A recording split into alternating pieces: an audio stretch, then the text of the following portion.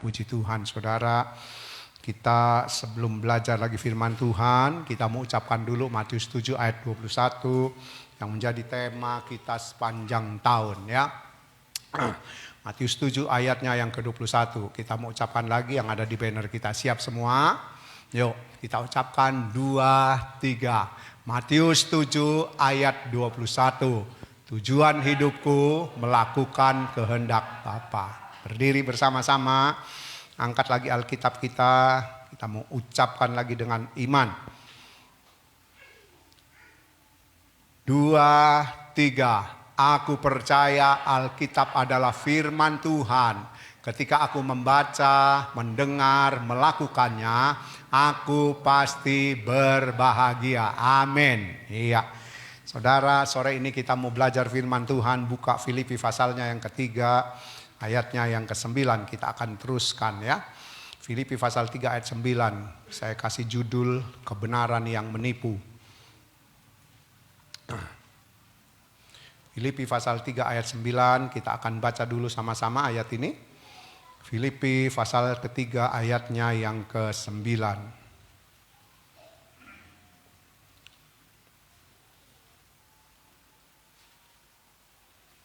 Filipi pasal 3 ayat 9.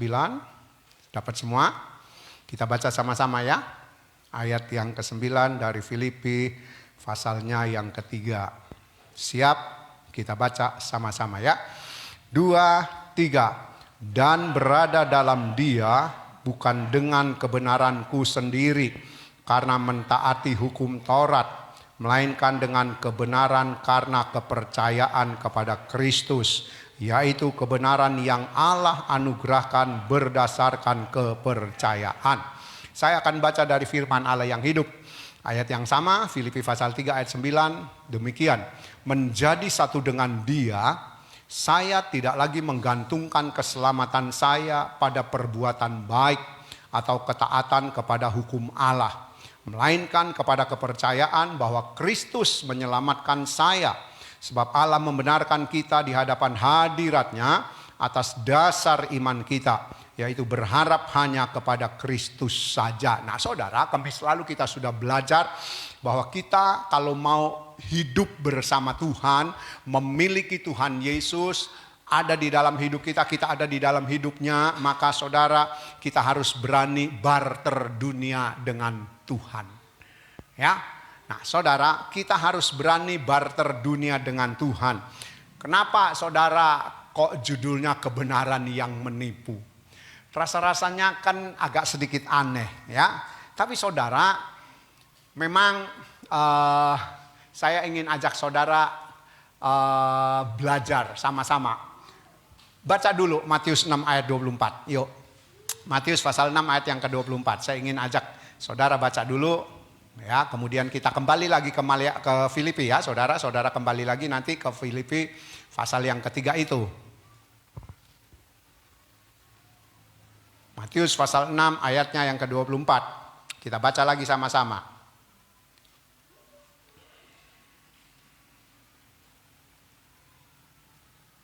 Dapat semua? Yuk kita baca sama-sama ya, Matius pasal 6 ayatnya yang ke-24. 2, 3. Tak seorang pun dapat mengabdi kepada dua tuan, karena jika demikian ia akan membenci yang seorang dan mengasihi yang lain, atau ia akan setia kepada yang seorang dan tidak mengindahkan yang lain. Kamu tidak dapat mengabdi kepada Allah dan kepada Mammon. Nah saudara, kita lihat saya kasih judul ini kebenaran yang menipu. Saudara, kalau kami selalu kita belajar bahwa kalau kita mau memiliki Tuhan Yesus dalam hidup kita, kita mau Dia ada di dalam kita ada di dalam Dia, bersatu dengan Tuhan, maka tidak ada cara lain, kita harus melepas dunia yang sudah mengikat kehidupan kita. Ya, karena selama ini kita harus jujur, dunia itu membuat kita nyaman. Dunia itu membuat kita tidak mau pindah ke sorga. Dunia itu membuat kita lupa sama Tuhan. Ya, jadi saudara, ini loh dari Matius pasal 6 ayat 24, Tuhan Yesus sendiri yang berkata, Kalau kamu mau menyembah aku, saya akan terjemahkan dengan bahasa yang gampang. Kalau kamu mau menyembah aku, kamu harus lepaskan mamon. Kamu harus lepaskan dunia. Kamu harus lepaskan segala keinginan, kesukaan yang ada di dunia ini. Sebab kamu tidak bisa berdua Tuhan. Kalau saudara dan saya mau menyembah Tuhan, kita mau menjadi satu dengan Tuhan, kita mau tinggal di sorga, maka saudara tidak ada syarat lain, tidak ada ketentuan lain, yaitu kita harus lepas yang satu. Ya, saya sudah katakan dulu saya dengan tante, ya, masih banyak pendeta hari-hari ini, hamba-hamba Tuhan yang mengajar kita harus imbang dunia dengan Tuhan. Itu dulu. Tapi setelah kita belajar, kita memahami, kita mengerti bahwa tidak bisa 99% saja saudara mencintai Tuhan, 1% masih untuk dunia, itu tidak layak di hadapan Tuhan. Ya, itu enggak layak. Kita enggak bisa. Jadi kita harus pilih salah satu. Matius 6, Tuhan Yesus berkata dengan jelas, kamu tidak bisa berdua Tuhan. Kita saudara, makanya saya kasih judul kebenaran yang menipu. Ada banyak saudara, kita merasa kita sudah benar di hadapan Tuhan, padahal kita masih mencintai dunia. Nah, ini kan menipu kita. Ini menipu kita sendiri. Ya, itu sebabnya saudara, kalau kita mau memiliki Tuhan, maka saudara, kita harus lepas sungguh-sungguh dunia. Kita harus lepas sungguh-sungguh. Memang saya sudah katakan pada Kamis lalu, untuk melepas satu persatu yang ada di dalam hidup kita, yang sudah menguasai hidup kita, yang membuat hidup kita nyaman selama ini, kita harus lepas satu keinginan dunia, hal-hal yang mengikat kita, itu harus kita tanggalkan saudara, supaya nanti bisa 100% kita memiliki Tuhan. Ya, kalau enggak, sekali lagi enggak bisa saudara. Ya, jadi ada banyak masih tertipu. Ya, ada banyak masih tertipu, dan saudara bukan cuma tertipu, rasanya orang-orang yang terikat dengan dunia. Kita yang masih terikat dengan dunia, kita tidak sadar kalau kita sudah terikat dengan dunia. Kenapa? Karena kenyamanan hidup yang kita jalani. Ya saudara, karena hidup seperti cara hidup dunia, kita rasa itu enggak apa-apa. Itu apa-apa di hadapan Tuhan. Itu apa-apa. Ya saudara, jadi kalau kita ingin hidup wajar dengan cara hidup dunia, itu tidak boleh. Kita harus hidup tidak wajar dengan dunia ini. Ya saudara, jadi itu loh. Masih banyak yang tertipu karena merasa gak apa-apa, aku mencintai dunia. Ya, juga mencintai Tuhan. Saudara, kita gak bisa seperti itu sekarang. Ya. Nah saudara, menjadi satu dengan Tuhan Yesus. Kita kembali ke Filipi pasal 3 tadi. Ya saudara, Filipi pasal 3. Filipi pasal 3. Menjadi satu dengan Tuhan Yesus. Kalau saudara tadi baca ayat 9 dikatakan, dan berada dalam Dia, bukan dengan kebenaranku sendiri, karena mentaati hukum Taurat. Dari firman Allah yang hidup, ya diterjemahkan menjadi satu dengan Dia. Ya, bersama dengan Tuhan Yesus, ada di dalam Tuhan Yesus, bersatu dengan Tuhan Yesus. Maka saudara dikatakan, saya tidak lagi menggantungkan keselamatan saya pada perbuatan baik atau ketaatan pada hukum Allah. Di terjemahan baru dikatakan, berada di dalam Tuhan, bukan dengan kebenaranku sendiri karena mentaati hukum Taurat. Nah jadi saudara, kita lihat poin yang pertama dari Filipi pasal 3, ya dikatakan berada dengan Tuhan, menjadi satu dengan Tuhan. Maka saudara, kita lihat ya, Paulus melepaskan hukum Taurat. Rasul Paulus melepaskan hukum Taurat. Saudara, saya tidak tulis. Roma pasal 3 ayat yang ke-20 dikatakan, tidak ada seorang pun yang dibenarkan di hadapan Allah jika dia melakukan hukum Taurat. Karena dengan hukum Taurat manusia mengenal dosa. Ya, saudara bisa baca Roma pasal 3 ayat 20. Tidak ada seorang pun yang dibenarkan melakukan hukum Taurat di hadapan Tuhan. Karena dengan hukum Taurat manusia mengerti bahwa dia bersalah di hadapan Tuhan. Nah saudara, kebenaran yang menjerat Paulus, ya, kebenaran yang menipu dia sebelum dia jadi rasul, sebelum dia percaya Tuhan Yesus, ditangkap secara pribadi oleh Tuhan Yesus, saudara, dia tertipu dengan kebenaran yang dia fahami dari Taurat. Karena dia berpikir lewat ajaran Taurat, memang orang-orang Farisi diajarkan barang siapa yang melakukan Taurat, dia pasti diselamatkan. Nah, saudara, padahal Roma pasal 3 dengan jelas sekali berkata bahwa tidak ada seorang pun dibenarkan di hadapan Tuhan dengan melakukan hukum Taurat. Karena hukum Taurat memberitahu kepada manusia, dia salah, dia benar, dia berdosa, dia tidak berdosa. Ya, dan tidak ada seorang pun yang sanggup melakukan hukum Taurat. Makanya Tuhan Yesus datang ke dunia. Ya, nah saudara, kebenaran yang menipu Rasul Paulus ketika dia memahami hukum Taurat. Maka dari Filipi pasal 3 ayat yang 9, mau berada di dalam Tuhan, ya dikatakan sekarang bukan dengan kebenaranku sendiri. Karena mentaati hukum Taurat. Ya, di firman Allah yang hidup tadi dikatakan menjadi satu dengan Tuhan.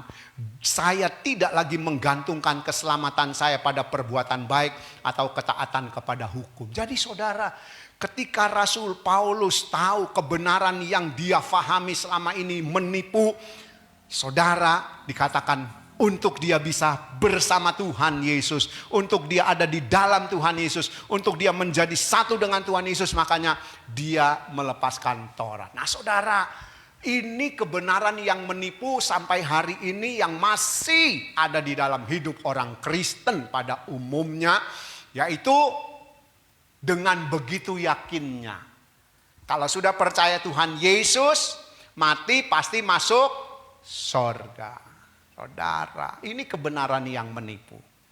Ini kebenaran yang menipu. Karena saudara, kita sudah belajar, ya, saudara, untuk masuk sorga tidak cukup cuma percaya kepada Tuhan Yesus. Kita sudah tahu arti dari percaya berarti mempercayakan hidup kita kepada objek yang kita percayakan.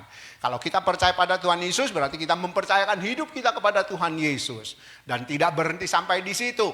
Kita harus melakukan kehendak Allah atau kehendak Bapa.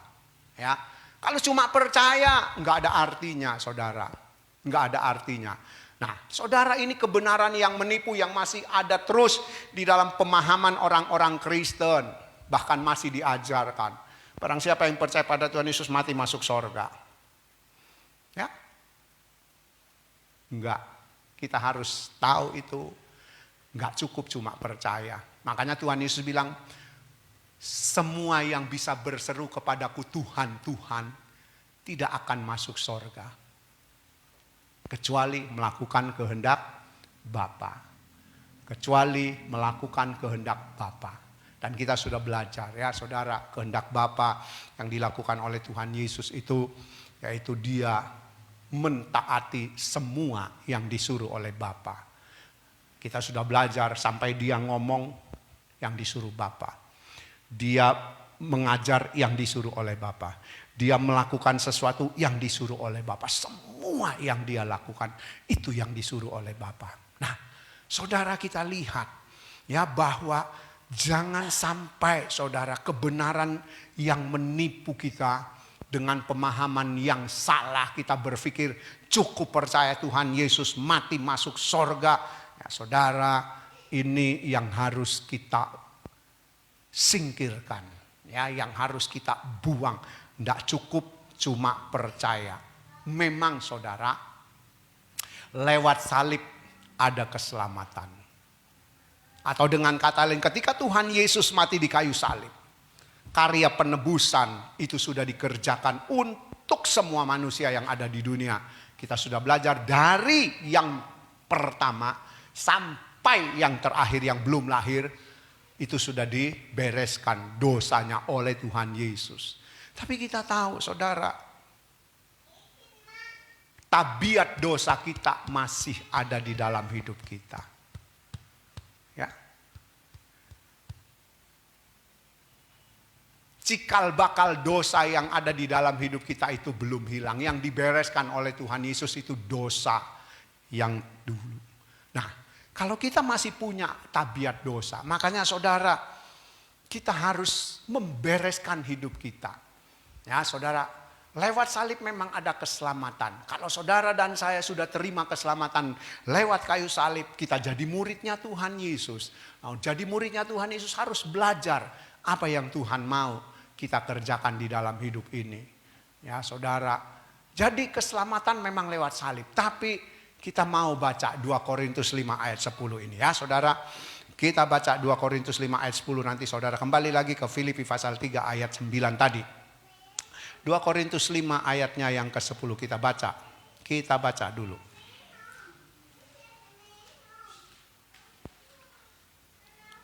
Dua Korintus pasal 5 ayat yang ke-10. Saya tunggu sampai dapat semua.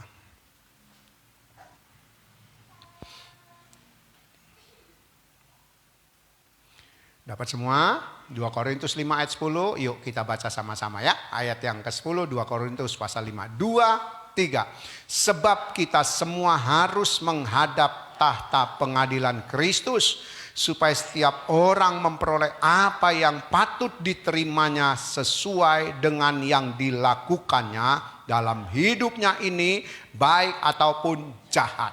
Kita sudah ditebus lewat salib, diselamatkan. Tetapi saudara, tabiat dosa kita, sifat dosa kita belum beres. Makanya saudara, ada orang yang masih bisa berbuat dosa, termasuk saya, termasuk saudara. Ya, kita masih bisa berbuat dosa, kita masih melakukan dosa. Kenapa? Karena sifat dosa kita belum beres. Nah, itu sebabnya kita harus bereskan, ya. Kita harus bereskan tabiat dosa kita, sifat dosa kita. Lewat apa? Kita tahu kalau kita sudah ditebus, berarti saudara kita sudah diselamatkan secara pengertian Tuhan Yesus yang sudah selesai pekerjaannya. Tapi saudara, kita belum selamat. Diselamatkan dari dosa keturunan. Tabiat dosa kita masih ada di dalam hidup kita. Sifat dosa kita masih ada di dalam hidup kita. Nah, kita harus bereskan. 2 Korintus pasal 5 ayat yang ke-10. Saya baca dari firman Allah yang hidup, dikatakan demikian. Sebab kita semua harus menghadap Kristus untuk diadili, dan kehidupan kita akan tersingkap di hadapannya. Kita masing-masing akan mendapat apa yang patut kita terima untuk perbuatan-perbuatan yang kita lakukan di dalam tubuh fana ini, baik ataupun buruk. Lewat salib saudara dan saya diselamatkan, ya, terima penebusan itu. Tetapi saudara, untuk dibenarkan supaya kita bisa masuk sorga, kita harus berbuat baik. Atau perbuatan kita lah yang membenarkan kita. Tapi kita jangan berpikir perbuatan kita menyelamatkan kita. Tidak, keselamatan tetap lewat salib. Lewat salib, ditebus oleh Tuhan Yesus. Tapi untuk dibenarkan perbuatan saudara dan saya. Ya, makanya saudara, kalau saudara ingat ya, di dalam Roma pasal 12 itu, janganlah kamu menjadi serupa dengan dunia ini, tetapi berubahlah oleh pembaruan budimu, sehingga kamu dapat membedakan mana kehendak Allah, apa yang baik, apa yang berkenan, dan yang sempurna. Nah, jadi perbuatan kita harus menjadi perbuatan yang baik, kemudian meningkat, berkenan, lalu sempurna. Ya, salib menebus dosa, menyelamatkan. Sebab keselamatan cuma ada di dalam Tuhan Yesus. Tapi untuk dibenarkan, maka kita harus berbuat baik sesuai standarnya Tuhan. Ya, kita nggak bisa, saudara, melakukan perbuatan baik standarnya kita. Nah, saudara, jadi kita harus tahu, ya, kebenaran yang menipu masih banyak dipahami, dan itu harus disingkirkan dari hidup kita. Rasul Paulus ketika dia tahu bahwa kebenaran yang dia pahami lewat Taurat selama ini menipu, firman Tuhan dengan tegas tulis di dalam Filipi tadi, dia menanggalkan hukum Taurat yang selama ini menipunya. karena dia punya pemahaman melakukan hukum Taurat pasti selamat. Enggak. Ya. Nah, sekarang kita mau maju lagi. Kita baca lagi Filipi pasal 3 ayat 9. Kembali lagi saudara. Kembali lagi ke Filipi pasal 3 ayat 9. Saya akan baca. Dan berada dalam dia, ya, di dalam Tuhan Yesus, bersatu menjadi satu dengan Tuhan. Bukan dengan kebenaranku sendiri karena mentaati hukum Taurat. Melainkan dengan kebenaran karena kepercayaan kepada Kristus. Kebenaran karena percaya pada Tuhan Yesus. Saudara, kebenaran karena percaya kepada Tuhan Yesus. Ya.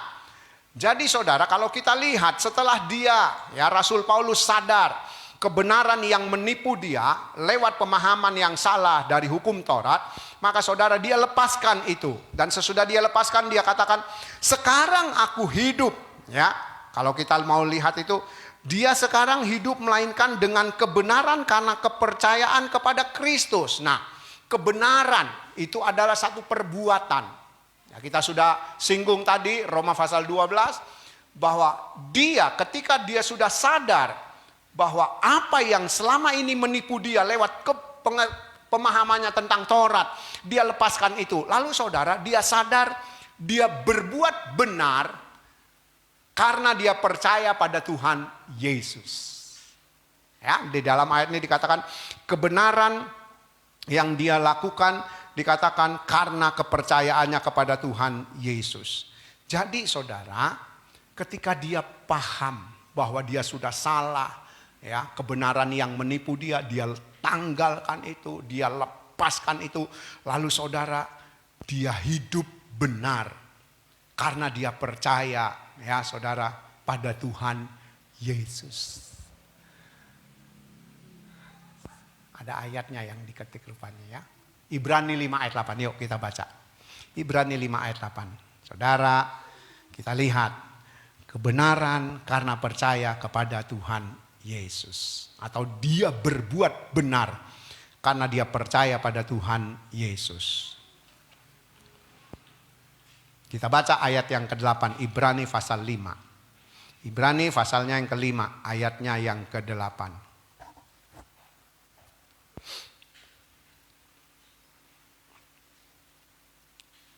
Dapat ya? Kita baca sama-sama. 2, 3. Dan sekalipun ia adalah anak, ia telah belajar menjadi taat dari apa yang telah dideritanya. Nah, jadi saudara, ketika Paulus sadar, dia lepaskan Taurat, ya, yang dia pahami waktu itu menjadi pemahaman atau kebenaran yang menipu, dia lepaskan. Lalu saudara, dia hidup benar karena dia percaya pada Tuhan Yesus. Nah, tadi kita sudah singgung, percaya itu berarti mempercayakan diri kepada objek yang kita percayakan. Ketika Rasul Paulus percaya kepada Tuhan Yesus, dia mempercayakan hidupnya kepada Tuhan Yesus, dan dia lihat hidupnya Tuhan Yesus yang sudah memanggil dia. Bahwa Tuhan Yesus hidup melakukan kehendak Bapa, mentaati kehendak Bapa. Itu sebabnya saudara, sekarang aku hidup, ya. Kalau kita ambil terjemahan yang sekarang aku hidup, Rasul Paulus bilang, aku hidup baik, aku berbuat baik, aku berbuat benar karena aku percaya kepada Tuhan Yesus yang menjadi contoh hidupnya, yang menjadi teladan buat hidupnya. Karena Tuhan Yesus walaupun anak, dia belajar taat kepada Bapa. Kita pernah singgung, Tuhan Yesus bukan tidak bisa berbuat dosa. Ya, kita pernah singgung. Tuhan Yesus bisa berbuat dosa, tapi dari Ibrani pasal 5 ayat 8 dengan jelas, dia belajar taat sampai disalib walaupun lewat penderitaan. Ya. Tuhan Yesus memilih taat kepada Bapa. Memilih mentaati kehendak Bapa. Nah, saudara, kita pun saudara, tadi poin pertama, kalau kita mau ada di dalam Tuhan, mau bersatu dengan Tuhan, diam bersama Tuhan, kita harus tanggalkan, ya, kebenaran yang menipu selama ini kita berpikir dengan percaya Tuhan Yesus kita pasti selamat kalau mati masuk surga. Enggak, kita harus maju, kita harus terus meningkat. Lalu dikatakan sesudah kita mengerti bahwa kita harus meningkat di dalam pengiringan kita, kita harus memahami dengan benar, maka saudara kita juga harus hidup benar. Seperti Tuhan Yesus memberi teladan pada kita. Seperti Tuhan Yesus mentaati Bapa, kita juga harus belajar melakukan kehendak Bapa. Itu tujuan hidupku satu-satunya. Ya. Jadi saudara, kalau kita lihat Rasul Paulus berkata, aku hidup sekarang karena perbuatan benar lewat percaya kepada Tuhan Yesus. Atau dengan kata lain, karena dia percaya pada Tuhan Yesus, makanya saudara dia hidup benar. Seperti Tuhan Yesus hidup benar mentaati Bapa sampai di kayu salib. Bukan berarti Tuhan Yesus tidak bisa berbuat dosa. Bisa, tapi dia mau mentaati Bapa. Berarti sama seperti kita. Kita sudah ditebus lewat salib, tapi tabiat dosa kita masih kan. Sifat dosa kita masih. Nah, kita harus memilih tidak melakukan dosa. Ya, enggak gampang memang, enggak gampang. Itu butuh perjuangan. Ya, butuh perjuangan. Nah, kita kembali lagi pada Filipi tadi. Filipi pasal 3 ayat 9. Ya. Dan berada dalam dia bukan dengan kebenaranku sendiri karena mentaati hukum Taurat, melainkan dengan kebenaran karena kepercayaanku kepada Kristus, yaitu kebenaran yang Allah anugerahkan berdasar kepercayaan. Jadi saudara, berbuat benar di dalam terjemahan firman Allah yang hidup dikatakan demikian dari ayat yang sama, ya, menjadi satu dengan dia, saya tidak lagi menggantungkan keselamatan saya pada perbuatan baik atau ketaatan pada hukum Allah, hukum Taurat maksudnya, melainkan kepada kepercayaan bahwa Kristus menyelamatkan saya. Bahwa sebab Allah membenarkan kita di hadapan hadiratnya atas dasar iman kita. Jadi tadi kan saya sudah singgung, percaya berarti mempercayakan diri kepada objek yang kita percayakan. Makanya saudara Rasul Paulus dia katakan, aku sekarang hidup ya di hadapan hadiratnya atas dasar iman kepada Kristus Yesus. Ya, atas dasar iman. Kita tahu iman adalah penurutan kepada kehendak Bapa. Ketaatan kepada kehendak Bapa. Jadi saudara, Rasul Paulus berusaha terus ketika dia berbuat benar karena dia percaya kepada Tuhan Yesus yang memberi teladan. Tapi saudara, dia terus hidup di dalam iman. Dia terus hidup di dalam ketaatan kepada Bapa lewat teladan yang Tuhan Yesus sudah berikan. Itu butuh perjuangan saudara. Ya, Rasul Paulus sampai berkata, aku ya di hadapan hadiratnya, dikatakan sebab Allah membenarkan kita di hadapan hadiratnya atas dasar iman kita, yaitu hanya kepada Tuhan Yesus. Jadi saudara, ketika dia berbuat benar karena dia percaya pada Tuhan Yesus, dia lihat kehidupan Tuhan Yesus yang sudah memberi teladan, maka saudara di hadapan hadirat Bapa dikatakan dia terus hidup dengan iman. Dia terus hidup mentaati kehendak Bapa di dalam hidupnya. Nah, sekarang bagaimana dengan kita? Ya, kita harus lepaskan kebenaran yang menipu tadi. Kita berpikir percaya Tuhan Yesus mati pasti masuk surga. Enggak, harus melakukan kehendak Bapa. Kemudian sesudah itu kita harus meningkat. Kita harus hidup benar.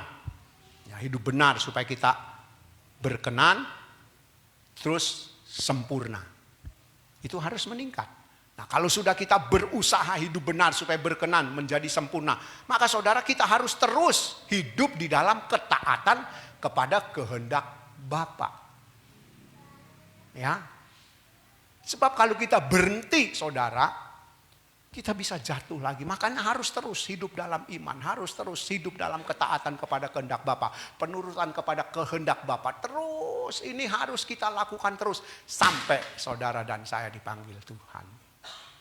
Ya, kalau kita tidak punya penurutan kepada Bapa sampai kita dipanggil Tuhan, saudara kita ketinggalan.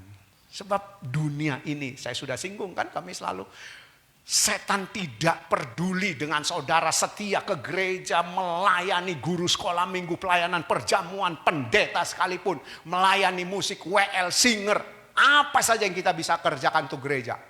Setan tidak peduli. Makanya saudara, setan tawarkan semua yang ada di dunia.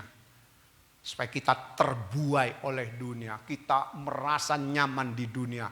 Sampai kita tidak mau pindah ke sorga. Ya saudara, bagaimana dengan kita? Kita sudah terus berbuat hidup kita, melakukan hidup kita sesuai iman enggak? Ketaatan kepada kehendak Bapa, penurutan kepada kehendak Bapa. Sudah apa belum? Ini loh yang harus kita perjuangkan. Ya, sebab kebenaran yang menipu kita, kita berpikir cukup ke gereja. Aku masih berdoa, aku masih percaya Tuhan Yesus. Saudara, ini kebenaran-kebenaran yang menipu kita. Kalau kita cuma berpikir aku masih jadi orang Kristen, aku masih ke gereja, aku masih berdoa, saudara, kita akan celaka. Kita akan ketinggalan nanti. Ya, contohnya kan kita sudah punya contoh ini loh. Matius 7:21 ayat 22, 23. Ayat 22 mereka berkata, "Loh Tuhan, kami sudah melakukan mujizat demi namamu. Kami sudah berdoa demi namamu. Kami sudah mengusir setan demi namamu. Masa kami enggak masuk sorga bisa menyebut engkau Tuhan, Tuhan?" Ayat 23 Tuhan Yesus bilang apa? "Pada hari terakhir aku akan berkata padamu, hai enyahlah dari hadapanku, engkau pembuat kejahatan." Karena hidup kita tidak dinikmati oleh Tuhan. Ya saudara, karena hidup kita tidak melakukan kehendak Bapa. Makanya ayat 23 itu berkata, enyahlah dari hadapanku. Orang-orang yang cuma berpikir sudah ke gereja, masih berdoa, masih mungkin saudara masih ambil waktu doa puasa. Saudara masih melayani, masih percaya Tuhan Yesus. Aduh saudara, kalau kita enggak melakukan kehendak Bapa, kita akan ditolak oleh Tuhan. Mari kebenaran yang menipu kita ini kita harus kikis. Kita harus tanggalkan, kita harus buang saudara. Ya, jadi kita ambil kesimpulannya. Ya saudara, saya tulis. Nah, kebenaran diri kita yang selama ini menipu harus diganti dengan kebenaran Tuhan Yesus. Ini ringkasannya ya. Kebenaran yang menipu kita itu kan kebenaran kita sendiri. Kita berpikir aku sudah benar, aku sudah layak, aku sudah hidup ini itu di hadapan Tuhan. Saudara, itu menipu kita. Maka itu harus diganti dengan kebenarannya Tuhan Yesus. Kebenaran Tuhan Yesus yang kita bisa teladani, yang dia lakukan selama dia ada di dunia. Dan kita tahu tujuan Tuhan Yesus waktu di dunia tidak ada lain, cuma satu, yaitu melakukan kehendak Bapa. Dan itu kita baca di dalam Injil Yohanes pasal yang keempat, ayat 34 kalau tidak salah. Makananku ialah melakukan kehendak Bapa, dan aku ingin menyelesaikannya sampai sempurna. Ya saudara, mari saudara, kebenaran-kebenaran diri kita yang menipu kita, pemahaman-pemahaman yang salah dari dalam hidup kita, dari diri kita, kita mau buang itu saudara. Buang itu saudara, buang itu, ganti dengan kebenarannya Tuhan. Rasul Paulus saja begitu dia sadar bahwa Taurat sudah menipu dia, pemahaman yang salah tentang Taurat. Ya saudara, itu dia tanggalkan. Lalu dia berusaha hidup benar lewat percaya kepada Tuhan Yesus. Dan bukan cuma sampai di situ, dikatakan di hadapan hadirat Bapa aku terus hidup dalam iman. Berarti terus hidup dalam ketaatan kepada kehendak Allah. Ayo saudara, ini yang saudara dan saya harus berjuang. Ya, buang pemahaman yang salah, kebenaran yang salah yang selama ini kita pahami, ganti dengan kebenaran Tuhan Yesus. Amin. Ya, kita siapkan hati, kita mau perjamuan suci. Tuhan berkati. Mari main musik.